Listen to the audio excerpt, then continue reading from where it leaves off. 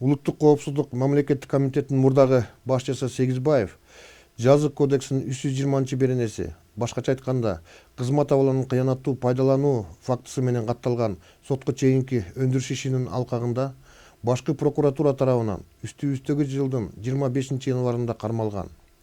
Анын жогорудагы берене боюнча шектүүлүгү жана кармалышы Бишкек шаардык 1-май райондук соту тарабынан каралып чыгып, негиздүү жана мыйзамдуу деп табылып, 2 айга камакка алынган. Маалыматка ылайык, Сегизбаев жогоруда аталган кызматта иштеп турган мезгилде кызматын пайдаланып, компромат топтоп, жогорку кеңештин депутаттары Текебаев, Шыкмаматов, Саляноваларды каралоо максатында коомдо аларга карата терс пикирлерди жаратуу үчүн аталган нысандар жөнүндө 2016 жылдын октябрь-ноябрь айларында массалык маалымат каражаттары жана жогорку кеңешинин жыйынында Белизгейт деп аталган иши боюнча жалган, далили жок маалыматтарды тараткан жана Улуттук коопсуздук комитетинин 9-кызматынын башчысы Мусакеев жана Турак жай комиссиясынын төрагасы Нуржигитовдор тарабынан Сегизбаевдин жеке көрсөтмөсү менен мыйзамдуу себептер жана негиздер жок болгондугуна карабастан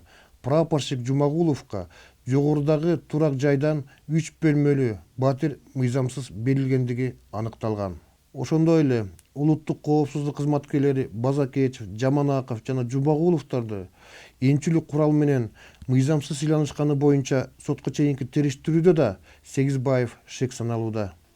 Мындан тышкары, атайын кызматтын мурдагы жетекчиси Сегизбаев Аламидин райондук мамлекеттик администрациясынын, Ташмойнок айыл өкмөтүнүн, Аламидин райондук сотунун жана башка кызмат адамдары менен туруктуу коррупциялык схема түзүшүп, чет мамлекетке чыгып кеткен жана каза болуп калган мурдагы жер ээлеринин атынан жасалмаланган ишеним каттарды пайдалануу жолу менен Аламидин райондук сотунун мыйзамсыз чечимдерине таянып, жалпы аянты 18,46 айыл чарба багытындагы 92 жер тилкесин, ошондой эле Кой Таш айылында жайгашкан 2,2 гектарды түзгөн Жайыт багытындагы жер тилкелерин жакын туугандары жана өзүнө байланышы бар адамдары менен биргеликте ээлеп алышкан.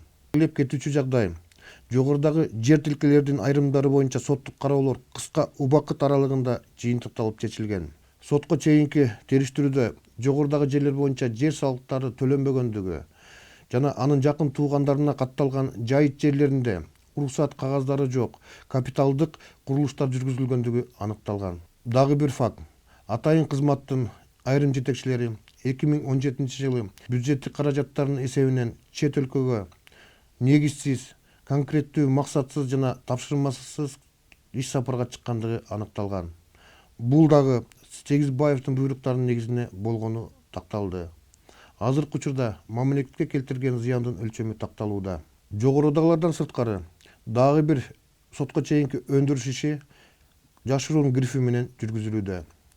Бүгүнкү күндө Сегизбаевга карата жалпысы 6 сотко чейинки өндүрүш иши жүрүп жатат.